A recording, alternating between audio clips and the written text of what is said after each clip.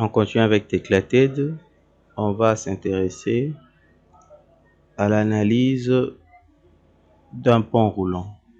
Nous avons l'illustration de l'élément que nous allons calculer. Nous avons notre pont roulant et ici il y a le chariot. Et de l'autre côté, nous avons les appuis qui sont les poutres de roulement et au-dessus, il y a le rail. On clique sur Calculate.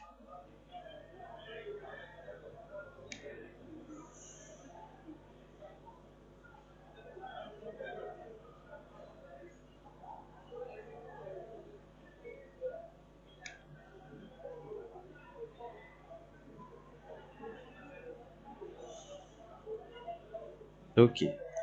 Là, nous avons une illustration de notre pont roulant. La longueur du pont est de 6 mètres. La longueur du pont est de 6 mètres. Et là, on voit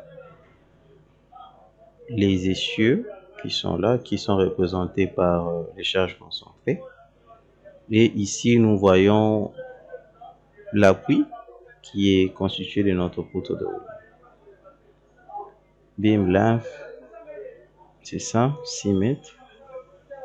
Et la longueur de notre poutre ici, c'est 6 mètres. Défi à 6 mètres 50. Une fois que l'on change, la vérification s'effectue automatiquement. Changer une dimension. Ok, là il nous dit qu'il y a une vérification qui n'a pas tenu, laquelle il s'agit de la vérification de la flèche. Reflection. Donc la flèche trouvée ne correspond pas à la... Donc ça dépasse la flèche admissible. Pour ce faire, on va voir comment remédier à la situation.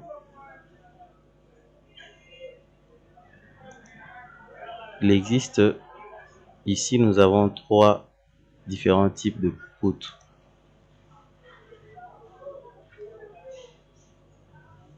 La première, il s'agit d'une poutre en nid, carrément, ça ne convient pas. Et c'est ça, c'est que nous avions là, la poutre en nid et au-dessus, il y avait une poutre en nu, renversée. Donc c'est vraiment une poutre composée, profilé composé. On va changer les sections. Carrément, nous prenons la section de 600.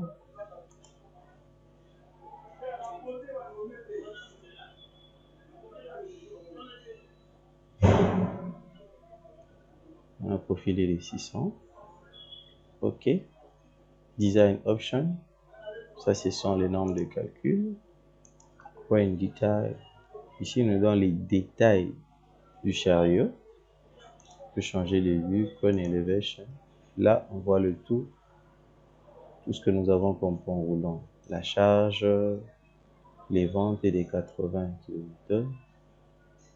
Et tous les détails possibles. Nous avons ici la plus petite distance qu'il y a entre l'appui et notre chariot. Et tous les détails sont là.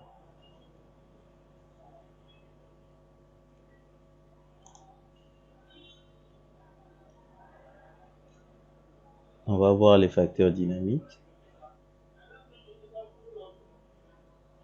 Concernant les facteurs dynamiques, nous avons le coefficient d'excitation, la vitesse et les facteurs dynamiques ici, ça concerne aussi généralement aussi la fatigue.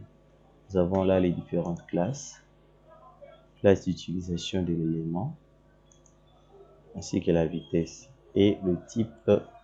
Ici, ça peut être le type de relâchement peut être lent, tout comme ça peut être rapide. En notre cas, c'est lent. Ok.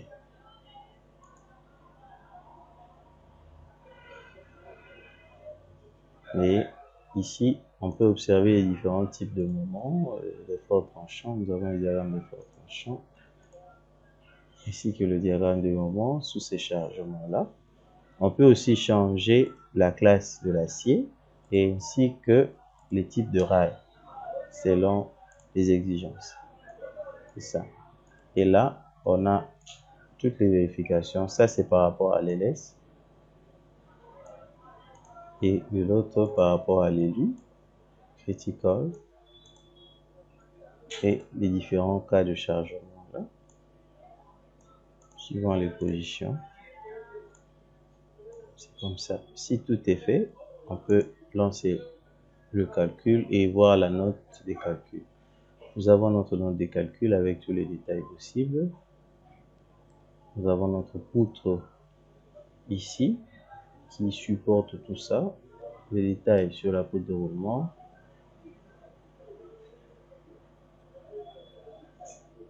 Ici, nous avons les détails sur les charges,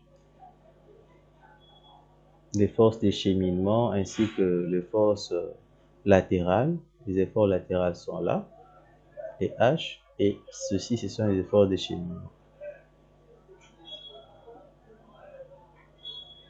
Et ça, c'est le diagramme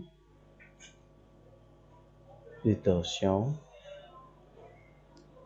Toujours la torsion de l'autre côté, le moment de torsion par rapport au sein venant. On continue avec les divers diagrammes. Donc, c'est de cette manière qu'on peut faire les études d'une poutre de roulement, d'un chariot, dans le cas d'un pont roulant. Merci beaucoup.